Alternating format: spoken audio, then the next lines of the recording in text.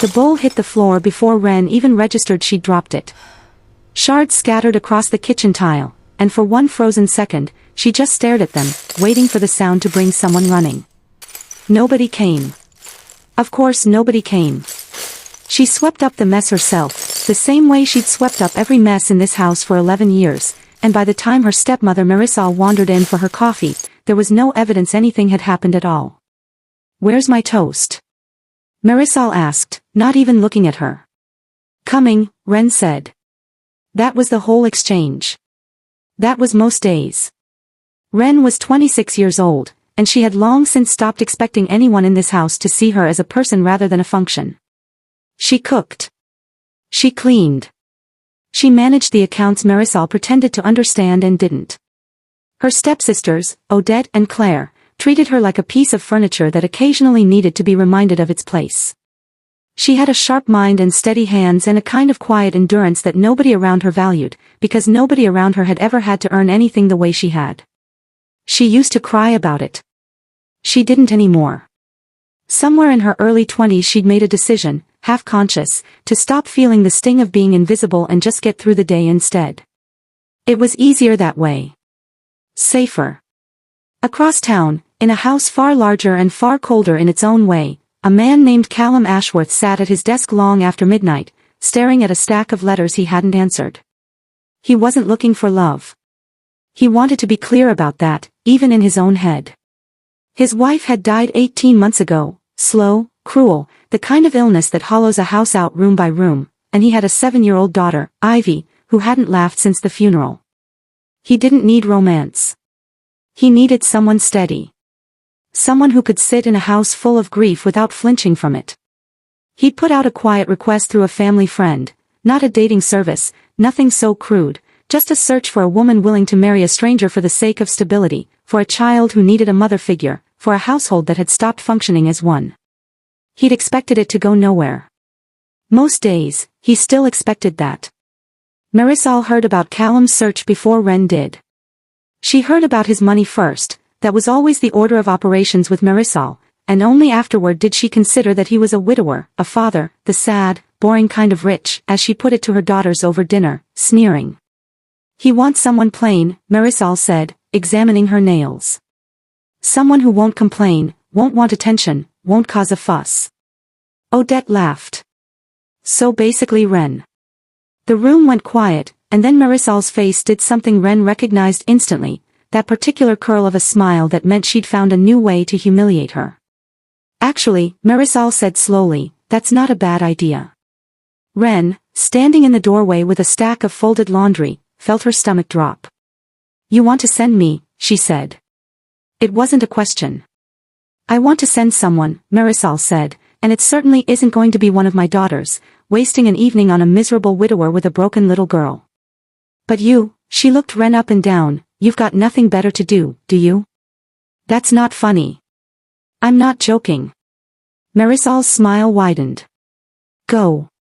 Let the poor man see exactly what he's dealing with out there. Consider it a public service." Ren wanted to refuse. Every instinct told her to refuse, to protect whatever scrap of dignity she had left from being paraded in front of a stranger as a joke.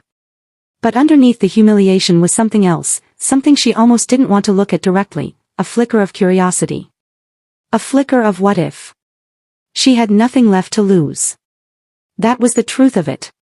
There was no version of her life in this house that got better by staying quiet and small. So 3 days later, in a plain gray dress that Claire had mockingly called, appropriately forgettable, Ren stood on the front steps of Ashworth Manor and knocked. The door opened, and the man in front of her was not what she expected. She'd built up an image in her head, cold, imperious, the kind of man who'd take one look at her and laugh her off the property. Instead, Callum Ashworth looked at her the way you'd look at someone you were trying to read, not dismiss. "You're not who I expected," he said. "I get that a lot," Ren answered, and something about the flatness in her voice, not bitter, just honest, made him almost smile. "Come in," he said. "Please." She stepped inside, and the first thing she noticed wasn't the size of the house or the expensive quiet of it. It was the stillness. Not peaceful stillness, grief stillness. The kind that settles into a house when nobody's laughed in it for a long time. At the top of the staircase, a small girl in pajamas sat between the banister rails, watching everything, saying nothing. Ren looked up and met her eyes for just a second before the girl vanished around the corner. If you're already invested in whether Ren gets through this door with her dignity intact, smash that like button, subscribe so you don't miss the next part, and drop a comment telling me, do you think Callum sees through the joke, or does he still send her home? Because what happens in that front hallway is about to change everything for both of them, and neither of them sees it coming. She stood in the entryway, waiting for him to say something that would end this, a polite dismissal, an apology for wasting her time, anything that matched what she'd braced herself for on the walk over. Instead, Callum just watched her for a moment, like he was trying to solve something. Can I ask you something, he said, before we sit down and pretend to make polite conversation. You can ask, Ren said. I make no promises about polite. That got the first real reaction out of him, not quite a laugh, but close to it, a breath through the nose, a flicker at the corner of his mouth. Why did you come? And don't tell me it's because you wanted to marry a stranger. I won't believe you. Ren considered lying. It would have been easier. Instead she said, because my stepmother sent me here as a joke. She wanted you to take one look at me and send me home so she could laugh about it at dinner. Callum's expression didn't shift the way she expected, no pity, no awkward retreat. If anything, he looked more interested. And you came anyway. I had nothing left to lose by coming, Ren said. That's not romantic. It's just true. I'd rather have true, he said, than romantic. I've had enough performances to last a lifetime. They sat in the front room, and the conversation that followed wasn't smooth. It wasn't the kind of conversation either of them had rehearsed. Callum asked her plain questions. Could she manage a household? Was she good with children? Did she expect this to be about affection? And Ren answered every one honestly, including the ones that made her sound worse off than she wanted to admit. I don't have anywhere else to go that treats me better than nowhere, she said at one point, and immediately regretted how naked that sounded. But Callum didn't flinch from it. Neither do I, if I'm honest, he said. This house hasn't felt like anywhere in 18 months.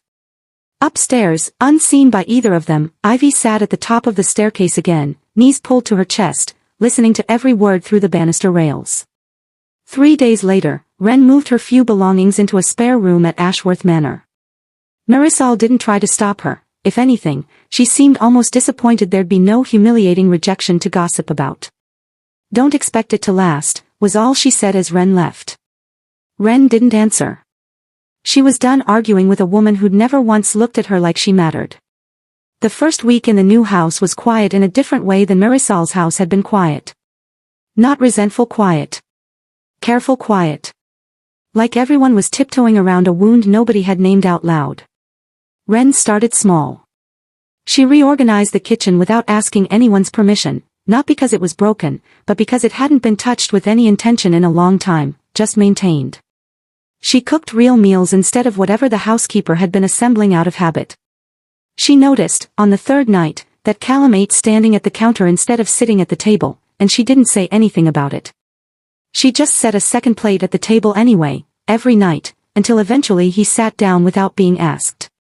You don't have to keep doing that, he said one evening, looking at the plate across from him. I know, Ren said. I'm not doing it because I have to. He didn't respond right away, and she didn't fill the silence either. That was something she was learning about this house. Silence here wasn't rejection. Sometimes it was just grief, taking its time. Ivy was harder. The girl didn't speak to her for the first 10 days, not one word, though Ren caught her watching constantly, from doorways, from the top of the stairs, from behind the curtains in the sitting room. Ren didn't chase it. She'd learned a long time ago that cornering someone who's shut down only makes them shut down harder. Instead, she just existed near her. She left a second cup of hot chocolate on the kitchen table some evenings, no explanation, no expectation. Some nights it disappeared. Some nights it didn't. On the 11th night, Ivy appeared in the kitchen doorway while Ren was washing dishes. You're not trying to be my mom, Ivy said. It wasn't quite a question. Ren turned off the tap. No, she said. I'm not trying to be anybody but myself. I don't think anyone could replace her, and I wouldn't want to try. Ivy studied her for a long moment, the way children do when they're deciding whether an adult is finally telling the truth. Everyone else tries too hard, she said. The nannies. Dad's friends. Even Dad, sometimes. I'm not going to try too hard, Ren said. I'm just going to be here. That's all I've got to offer. Something in Ivy's face cracked open, just slightly, not tears, not yet, but the first hairline fracture in a wall that had been solid for a year and a half. The real turning point came 2 weeks in, on an afternoon nobody had planned for. Ren was in the garden trying to coax the vegetable beds back to life after months of neglect, dirt under her fingernails, hair falling loose from its pins, when she made a joke about the sad, crooked tomato plant refusing to stand up straight, just like everyone in this house. She hadn't meant for anyone to hear it. Ivy, sitting nearby with a book she wasn't really reading, laughed. It wasn't a big laugh. It was short, surprised, almost startled out of her, but it was real, and it was the first sound of joy that house had heard in 18 months. Ren went still. Ivy went still too, like she'd shocked herself. Callum, who had come out onto the back porch to call them both in for dinner, froze in the doorway, staring at his daughter like he'd just witnessed something impossible. That's the first time, he said quietly, almost to himself, since her mother died. Ren didn't know what to say to that, so she just kept pulling weeds, giving Ivy room to feel whatever she was feeling without an audience. But something had shifted in that garden, not just for Ivy. For all three of them. This wasn't a transaction anymore. This wasn't a stranger filling a role in a broken household. This was starting to feel, unmistakably and against everyone's original intentions, like the beginning of a family.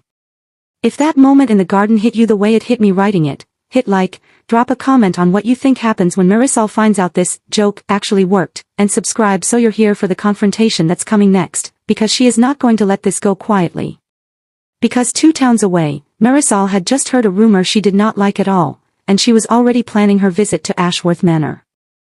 Marisol arrived at Ashworth Manor on a Sunday afternoon, unannounced, in a dress clearly chosen to remind everyone exactly who she thought outranked whom in this story. Ren was in the kitchen when she heard the front door open without a knock first, and she knew before she even turned around who it was. Some instincts never fully leave you, no matter how far you've walked from the house that built them. Well, Marisol said, stepping into the kitchen like she owned it, eyes sweeping over the flour on Ren's hands, the apron, the general state of comfortable belonging that had settled over her stepdaughter in just a few weeks. Isn't this cozy? What are you doing here? Ren asked. I heard the strangest rumor, Marisol said, ignoring the question entirely, that my little joke actually took root. That the sad widower is keeping you around like some kind of pet project. She let her eyes drift toward the doorway, where Callum had just appeared, drawn by the sound of an unfamiliar voice. Mr. Ashworth. I'm so sorry to intrude. I just wanted to check in on my stepdaughter, make sure she hasn't overstayed her welcome. She hasn't, Callum said evenly. Not even close. Marisol's smile flickered, just slightly, before she recovered it. How generous of you. Of course, you don't know her the way I do. You don't know what her own mother. Don't, Ren said, and her voice came out sharper than she intended, sharper than she'd ever spoken to Marisol in 11 years. Don't what? Tell the truth. Marisol turned to Callum with theatrical concern. Her mother left because she couldn't stand being needed by anyone. Some people just aren't built for it. I always worried it ran in the blood. The kitchen went silent in a way that felt dangerous, the air pulled tight. Ren felt the old, familiar shrinking instinct rise up in her chest, the urge to go quiet, go small, let the insult land and pass like it always had. 11 years of practice told her to just wait it out. But something in her didn't do that this time. You don't get to talk about my mother, Ren said, setting down the bowl in her hands with deliberate care, because if she didn't set it down carefully she was going to throw it. You don't get to talk about her like you knew a single true thing about her, or about me. You spent 11 years making sure I understood I was nothing in that house. Furniture. A function. Something to be used and never thanked. Ren, Marisol started, but for once, Ren didn't stop. I was never nothing, Ren said, and her voice was shaking now, but she kept going anyway. I was never worthless. I was just never looked at. There's a difference, and you knew the difference, and you chose to treat me like there wasn't one because it was convenient for you. It made your life easier to have someone who did all the work and asked for nothing back. Marisol's mouth opened, some retort already forming, but Callum stepped forward before she could get it out. I think you should leave, he said, quiet, absolutely certain. Excuse me. You heard me, Callum said. This is my house, and the woman you just insulted is someone I respect a great deal more than I respect you, having known you for exactly 4 minutes. I'd like you to leave, and I'd like you not to come back unless you're capable of speaking to her like a human being. Marisol looked between them, calculating, searching for some angle that would let her leave with the upper hand. She didn't find one. Whatever power she'd walked in with had evaporated somewhere in the last 2 minutes, and she seemed to realize at the same moment everyone else did. Fine, she said, gathering herself with as much dignity as she could fake. Enjoy your little project, then. Both of you. She left without another word, and the door shut behind her with a finality that felt like more than just a door closing. For a long moment, nobody in the kitchen spoke. Then Ivy, who had been standing unnoticed in the hallway for most of it, walked in and wrapped her arms around Wren's waist without a word. Wren, startled, looked down at her, and then over at Callum, and something in her chest that had been clenched tight for 11 years finally, quietly, let go. That night, after Ivy had gone to bed, Callum found Wren sitting on the back porch, looking out at the garden that was slowly coming back to life under her care. I have to tell you something, he said, sitting down beside her, and I need you to know I mean it exactly as I say it. Okay, Wren said, bracing without meaning to. I wasn't looking for love when I started this, Callum said. I want to be honest about that. I was looking for stability. Someone steady, for Ivy's sake, for the house's sake. I told myself that's all this could ever be. I know, Wren said quietly. That's fine. That was the deal. That's not what I'm trying to say. He turned to face her fully. I found it anyway. I didn't go looking for it, and I don't think you did either, but somewhere between the garden and the kitchen table and tonight, watching you refuse to shrink in front of a woman who spent your whole life trying to make you small, I fell in love with you. Not with the arrangement. With you. Wren didn't answer right away. She'd spent so long expecting nothing from the world that she didn't quite know what to do with someone giving her everything at once. I don't know how to be seen, she admitted finally. I've never had practice. Then we'll practice together, Callum said. Starting now.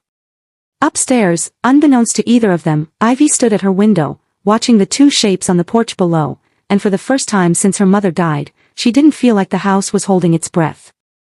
She felt like it was finally, quietly, beginning to breathe again. 3 months later, the house looked different. Not renovated, just lived in. There were shoes by the door that weren't put away perfectly. There was laughter in the kitchen most evenings, Ivy's included, more and more often now. There was a chair at the table that had always been Wren's, and nobody ever had to ask her to sit in it. She was no longer invisible. She never would be again.